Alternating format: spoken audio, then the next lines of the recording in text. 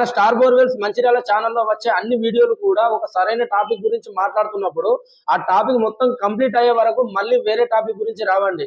ఇప్పుడు సపోజ్ ఒక టాపిక్ చెప్తున్నాను, ఆ టాపిక్ గురించి దాంట్లో ఉన్న డౌట్ ని నెక్స్ట్ వీడియోలో చెప్తా అని చెప్పి మళ్ళీ దాన్ని ఏదో 10 వీడియోల తర్వాత చెప్తే అది చూసే వాళ్ళకు ఆ డౌట్ ఏంటిది, అసలు ఇది ఎందుకు చెప్తున్నాడో కూడా అర్థం కాదు.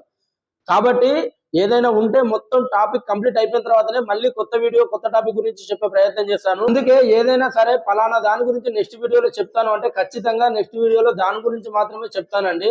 ఇంతకు ముందు వీడియోలో చెప్పినట్టు ఇంటి కొరకు ఫుల్ కేసింగ్ వేసుకునేవారు ఫ్యూచర్ గురించి ఆలోచించి ఎలాంటి ముఖ్యమైన జాగ్రత్తలు తీసుకోవాలో ఈ వీడియోలో చెప్తాను, ఒకసారి జాగ్రత్తగా చూడండి.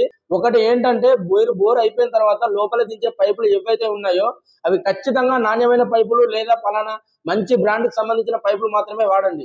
ఎందుకంటే నాసి రకమైన పైపులు వాడడం వల్ల అవి ఇప్పుడు మంచిగా ఉన్నా కానీ ఒక 6 నెలలు, సంవత్సరం లేదా 5 సంవత్సరాల తర్వాత అయినా సరే భూమి అనేది కొన్నిసార్లు ప్రకృతి విధానం వల్ల ఒత్తుకు రావడం అనేది జరుగుతుంది, అది సహజంగా జరుగుతుంది. అలాంటివి వచ్చినప్పుడు ఈ నాసి రకమైన పైపులు వాడితే తొందరగా పైపులు అనేటివి ఇలా దగ్గరికి వస్తాయి, మోటార్ అనేది కింద ఉంటుంది. అలాంటప్పుడు మనం ఏదైనా పరిస్థితులలో మోటార్ ని రిపేర్ చేయించి బోర్ వాడుకుందాం అనుకుంటే ఇక్కడ ఈ పైపులు అనేవి ఒత్తుకొచ్చినాయి కాబట్టి మోటార్ అనేది ఈ పైపులు ఒత్తుకొచ్చిన దాన్ని దాటి బయటికి రావు. అలాంటప్పుడు మోటార్ రిపేర్ కాదు, మనం బోర్ కూడా వాడుకోలేము. కాబట్టి మొదటి రకమైన జాగ్రత్తగా మీరు ఖచ్చితంగా నాణ్యమైన పైపులు మాత్రమే బోర్ లోపల వాడండి. రెండవ రకమైన జాగ్రత్త ఏంటంటే ఇంటి కొరకు వేసిన ఫుల్ కేసింగ్ బోర్లలో రీడెప్త్ చేయరాదని ఇంతకుముందు వీడియోలో చెప్పినా కదా. అందుకే ఫ్యూచర్ లో మళ్ళీ మనకు డెప్త్ సరిపోక ఇబ్బంది పడేదానికంటే ఇప్పుడే బోర్ నడుస్తుంటే 500 ఫీట్లు మనం నిర్ణయించుకున్నప్పుడు ఇంకొక 100 ఫీట్లు ఎక్కువ కొట్టుకునే ప్రయత్నం చేయండి. దానివల్ల ఏంటంటే మనం అనుకున్న దానికంటే ఒక 100 ఫీట్లు ఎక్కువ ఉండడం వల్ల మనకు ఫ్యూచర్ లో వచ్చే సమస్య అనేది కొంతవరకు తగ్గే అవకాశం ఉంటుంది. కాబట్టి మీరు బోర్ వేసుకునేటప్పుడే అనుకున్న దానికంటే ఎక్కువ కొట్టే ప్రయత్నం కూడా చేయండి, బండి నడిచేటట్టు ఉంటే. ఎందుకంటే ఒకప్పుడు ఏంటంటే నీళ్ళు ఎక్కువ పడ్డా సరే బండ్లు అనేవి కొట్టేటట్టు లేవు. ఇప్పుడు కూడా కొన్ని సందర్భాలలో అలే జరుగుతున్నాయి. కానీ ఇప్పుడున్న బండ్లన్నీ కూడా ఎక్కువ డెప్త్ కొట్టే సామర్థ్యం కలిగిన బండ్లే కాబట్టి కొట్టించుకున్నప్పుడే ఎక్కువ డెప్త్ కొట్టించుకోండి. అలాగే ఈ రెండింటితో పాటు ఇది అందరికీ కుదరపోవచ్చు, కానీ కొందరికి కుదిరే అవకాశం ఉంటుంది. ఎందుకంటే ఇంటి నిర్మాణం కోసం మనం తీసుకున్న జాగా అనేది ఎక్కువ ఉన్నప్పుడు, అందుకే ఫుల్ కేసింగ్ బోర్లు వేసుకునే వాళ్ళ గురించి చెప్తున్నాను.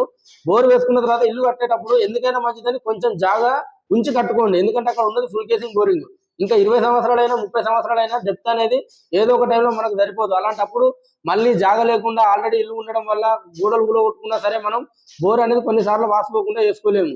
అలాంటప్పుడు కొంచెం జాగా ఎక్కడో ఒక దగ్గర మిలిగించుకుంటే మాత్రం పెద్ద బండితో కాకుండా చిన్న బండితోనైనా సరే మనం బోర్ అనేది వేసుకోవచ్చు ఫ్యూచర్ లో, ఎప్పుడైనా తర్వాత ఎప్పుడైనా. ఇది అందరికీ కుదరపోవచ్చు. ఆ ఇంటి స్థలం అనేది ఎక్కువ ఉన్నప్పుడు అలాంటి వాళ్ళకి మాత్రం కుదురుతుంది.